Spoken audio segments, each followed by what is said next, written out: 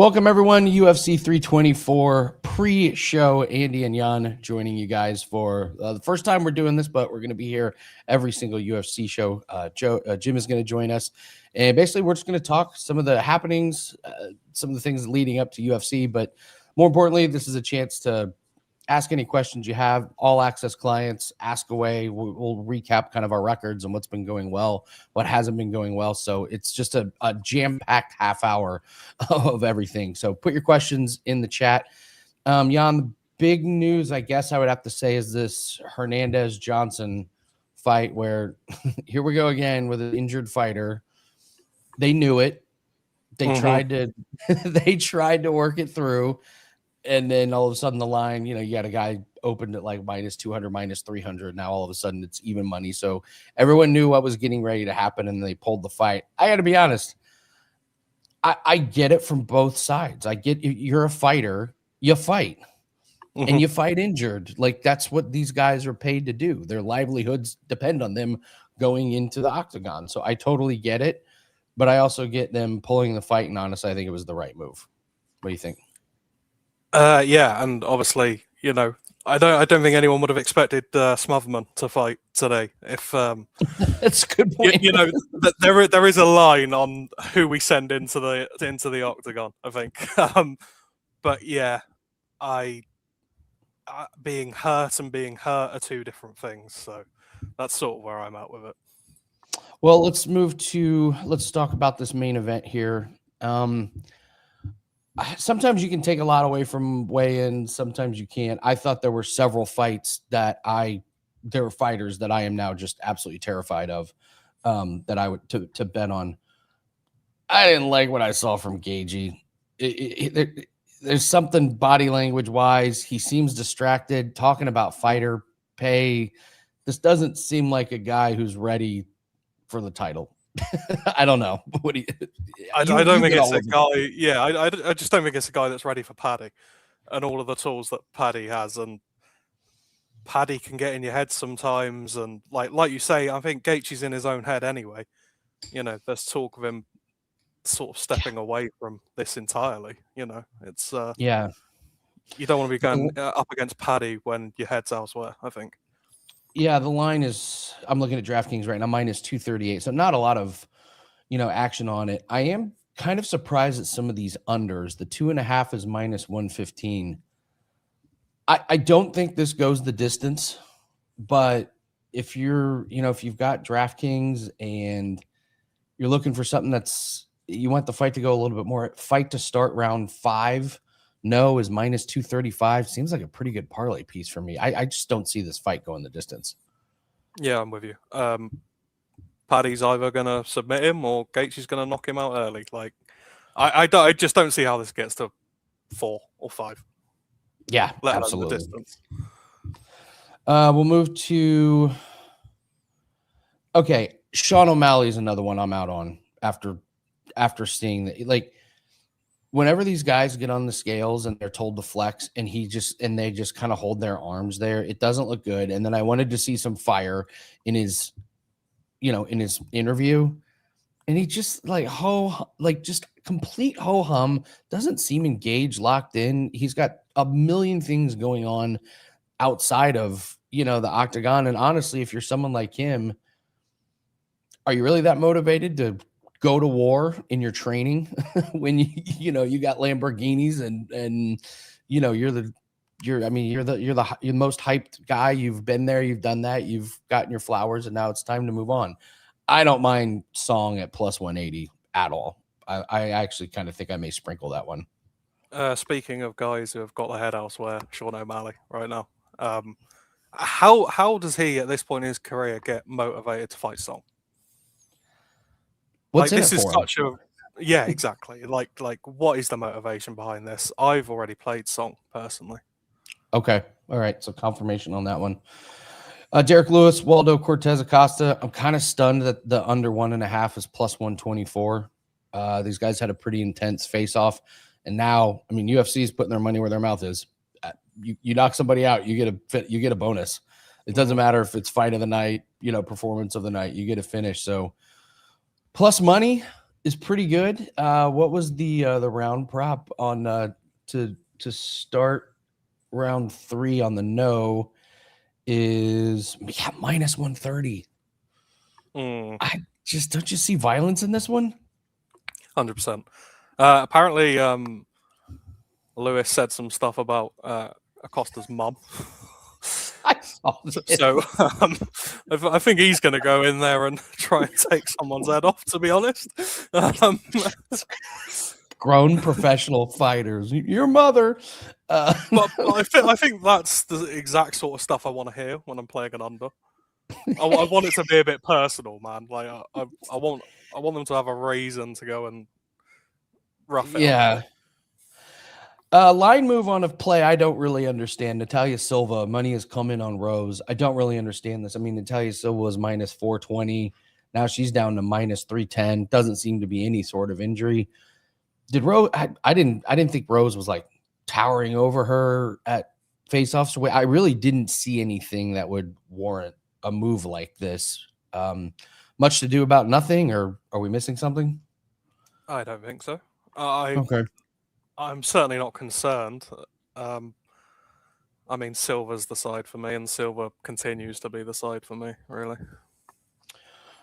Gene Silva, I got to say, for all of his antics, we all need to be grateful that he's in our lives, because any card he's on, he just makes interesting. It's just entertaining. He's a complete lunatic, sobbing at the belt. All the antics in the world. He's still minus 218. You buy into this fighting nerds thing? Well, I know Jim's got a lot to say about fighting nerds right now. For me, this might be fight of the night. I think Arnold Allen has every single chance of winning this. I do too. I also think this is a live bet spot if I've ever seen one. Like this to me screams like you see that Gene Silva's way too like out of control, then I think you're firing. So yeah, I think I'm with you. Umar minus 1600. Any interest? Yeah. Do I even need to say anything about these these next two? I think yeah, Figueiredo. All right. Yeah, we don't need to waste your time talking about Gaethje. Yeah. So all right.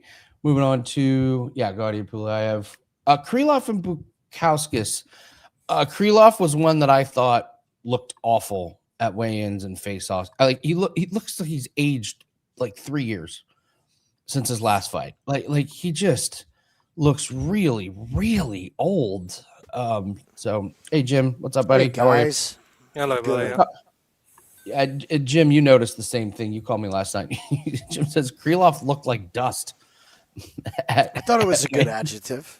It's pretty good. I will just tell you, I went to the casino today to get more of Modestas Bukauskas and unders. That will be the fight that I probably have the most exposure. I just see Bukauskas rolling through this guy, just rolling through him. So yeah, Bukauskas is definitely the side for me as well.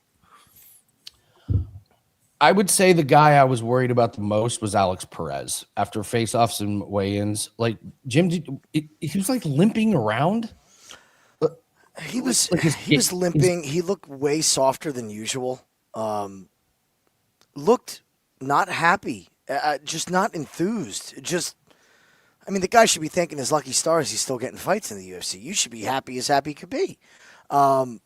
And he just looked like he didn't want to be there. And that's one of the big things we've talked about doing is the people that don't want to be in a cage fight, we have to bet against them. And the ones that are too happy to be there, we have to bet against them as well. But that's kind of the mentality on that pick there. So I think it's Charles Johnson. The only thing that's giving me pause on going heavier on Charles is the fact that he brought his daughter up on stage with him. That is another thing that tells me you're not focused. I don't care about the haircut. That's not a haircut theory or any of that stuff because that's what he does every time. He always has something funky going on. So making a bigger deal about his haircut versus him bringing his daughter up on stage, we've seen that daughter thing kind of play out. Bringing your family to the fight is a very, very hard thing to do. So, but the bad look of Perez still has me on the Johnson side. For those of you that have not watched us before, we use a lot of outside things that we think the books don't take. Well, we know the books don't take into account, but yes, bringing your family up on stage does not have a really good track record. But neither does missing weight and looking like shit, like Alex Perez. That doesn't have a very good track record either. And yet, money came in on Perez. I would not be surprised if money comes back on Charles Johnson. This smells like a buy on Perez to get a better line and then a comeback on Johnson. I would, if you're going to bet Johnson, I would actually do it now because I wouldn't be surprised if Johnson gets hit pretty hard. I do not understand this line at all. I did take a stab on Johnson by finish just because Alex Perez in his losses gets finished at this age and condition. And if he's compromised, that number on Johnson by finish could look really nice by the end of this fight. Normally when we see kind of a little bit of a size discrepancy at weigh-ins, we're kind of surprised by like you see a line move. This Hokett Freeman is a little bit bigger. Hokett comes in undersized at this weight division. It's on purpose. He's faster and he's just got the technique and the strength to wrestle. But money came in on Hokett despite him looking a little bit like smaller than Freeman. I was surprised by that line move, but I'm happy. I'm happy to see that line move because I just don't buy Denzel Freeman. I don't know if either of you guys do. Go ahead, John.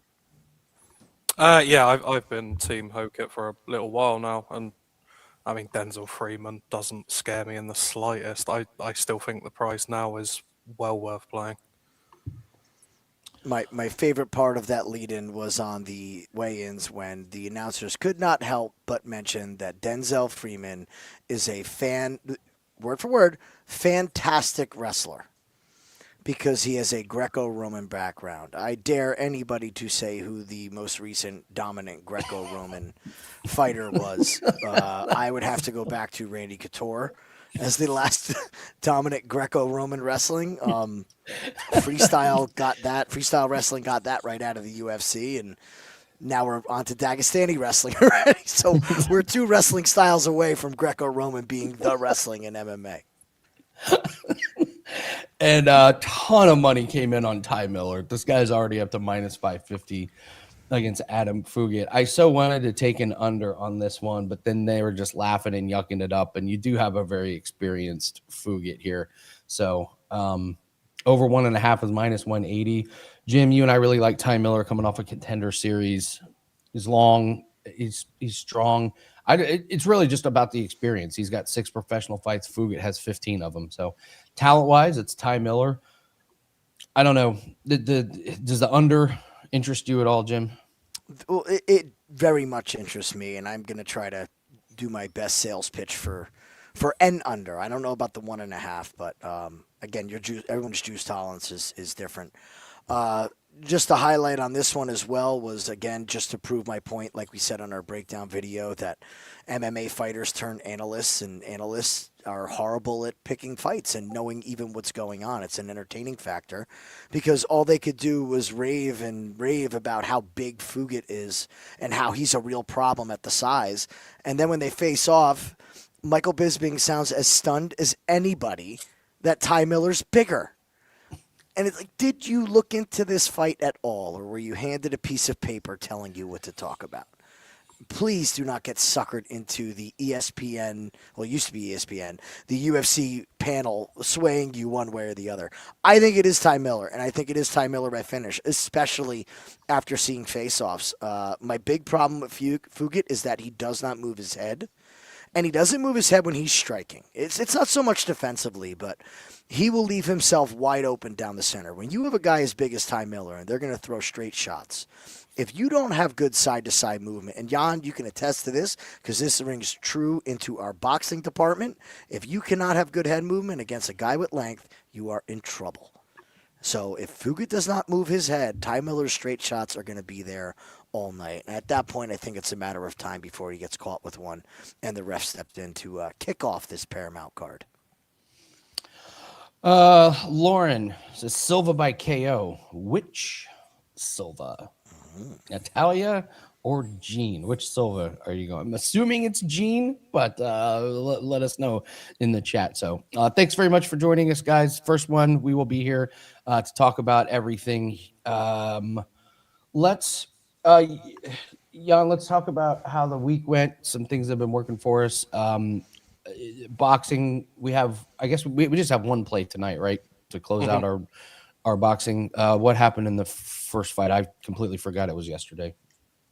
Didn't exactly go according to plan. I think I had him probably level on the cards when we went into the 10th. But shoulder injury, doctor stoppage, we got there in the end. So, it was the shoulder injury. All right, we'll take it. We were due. Nice job. After last week, we were due.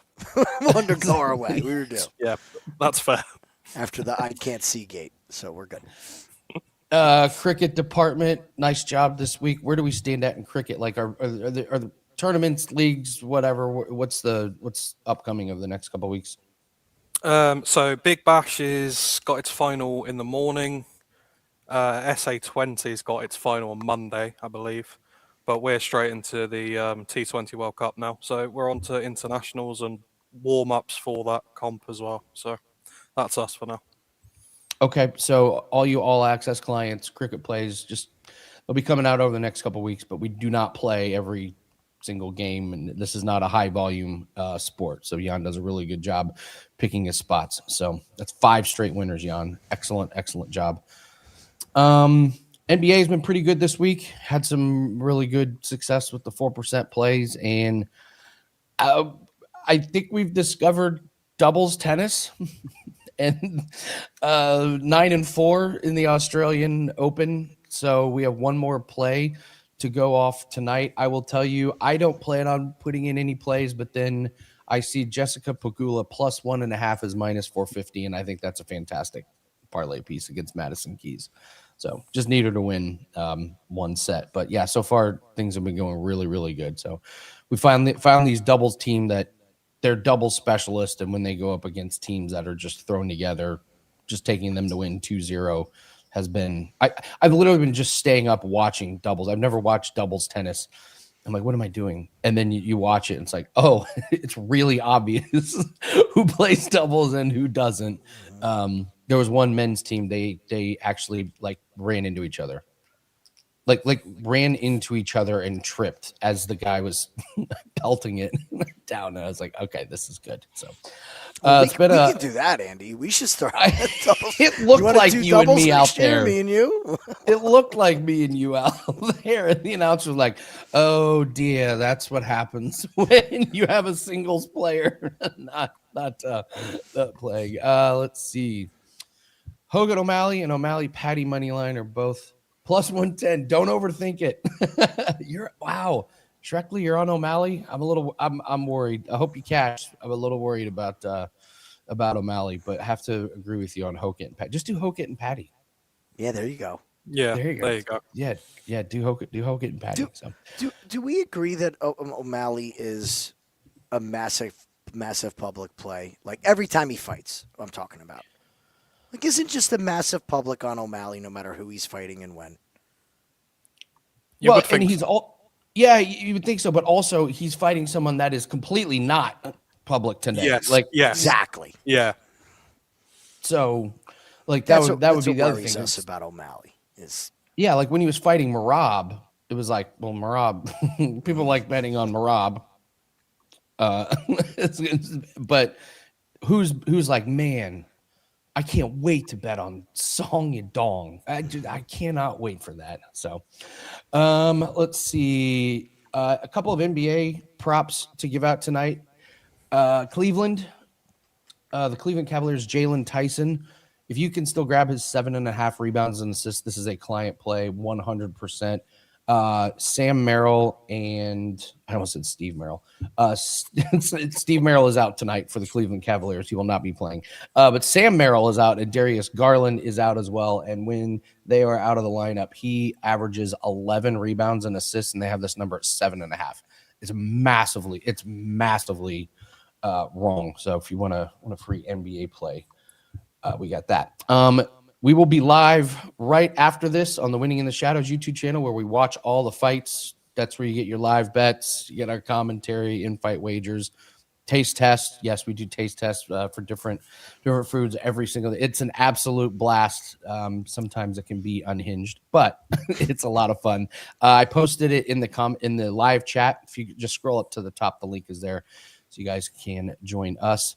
And yeah, let's just go over how our week went. We said when we, wanted to do this show, we wanted to talk about, what are our results and what are we betting? And honestly, guys, it could not be going better. Like, this record is stupid. 28-11 for 50 units over the last 7 days. Like, I would love to sit here and brag, and I am going to brag because the three of us have been doing like really, really good work. So good that Wager Talk, Johnny gave us this promo code Lang25. It gets 25% off anything. It's really built to get a year's special, and we know it's a really big commitment. So it's good through January. But if you're thinking about doing it, you're going to get all of our sports, all of our percentages. Don't forget lacrosse starts here in a few weeks. So Dan is going to be part of the team doing his lacrosse plays. And it really is just a long-term investment strategy. You don't have to worry about, should I get plays this week? Should I not? Like, you get a full year's worth of plays. I cannot guarantee that we are going to keep doing this, but last year been pretty open. Last year, it just was not a very good year for us. We had a 6-month run right there in the middle where it was terrible. But then once October came, October, November, December, January has just been fantastic. So we're seeing everything good. I guess, Jan, 28-11 at 72%, that's not sustainable. How do we keep it sustainable? This is the magic elixir. If I could figure this one out, like this, how do you figure out how to not fall into regression?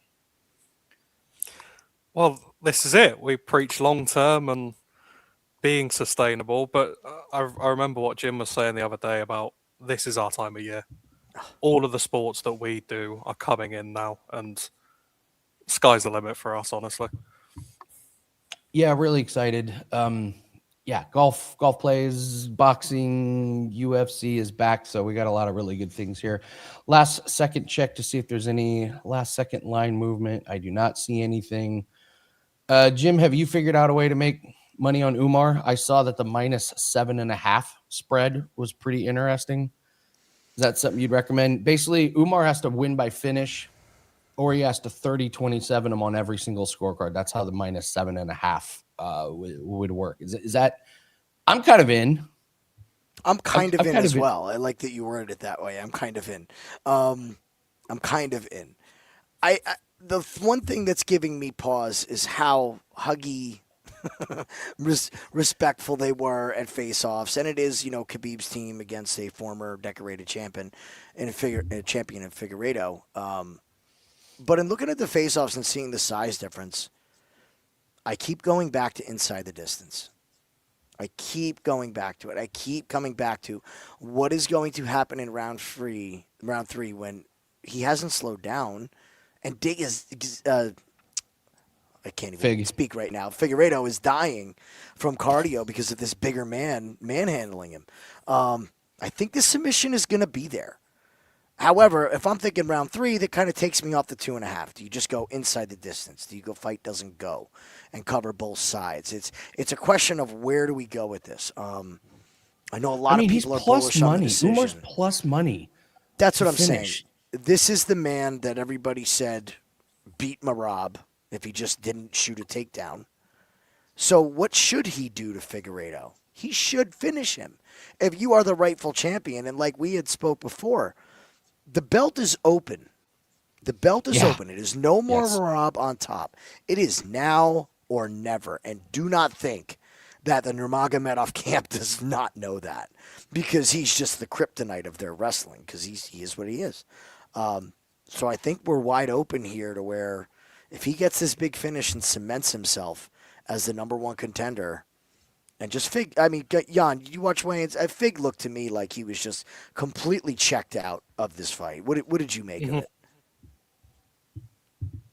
Yeah, he was the one that I took away from the weigh-ins. Oh, okay. And that's with Cameron Smotherman doing what he did. Fig look worse than Cameron Smotherman. I thought he looked so bad. on the scales. I'm gonna have to find a way to play this. But Jim's right. How do you play this? There's so many options. Yeah. I look at this fight and it just screams why to me. Yeah. Why? Is it because Corey's out? Like, wouldn't you think Corey would have been the next one? He's taking a break. You're bringing Fig in? Really? It's a weird matchup for Fig to take. Off a split decision. Oh yeah, I'll take him more. With was it Montel Jackson? Right, the split. Yeah. I mean, come on, it just doesn't make sense to me. So maybe it is by finish. Yeah. All right, we got our 5% UFC best bet. It's up. It is hammer time. We got a lot of bets attached to that. 2 or 3, I think 3 others. So we are locked and loaded on that, and we're going to get out of here, move over to the live stream. Thank you so much for joining us. Every UFC card, remember, join us. What's up, Mark? Thanks, brother. Every UFC card, just put it in your calendar, half hour before. We're going to take a look at the last second line movements. We'll go over weigh-ins and such. And UFC is back in our lives on Paramount Plus, and we don't have to deal with the pay-per-views anymore. Hallelujah. It better go well. It better go well tonight. It's going to go well because they're not paying $90 for already, right? Already we're ahead of the game. That's like winning a bet. I'm 1-0. So, all right. Thanks, guys. Appreciate it. Good luck on all your bets. Hope to see you on the live show. Take care, guys.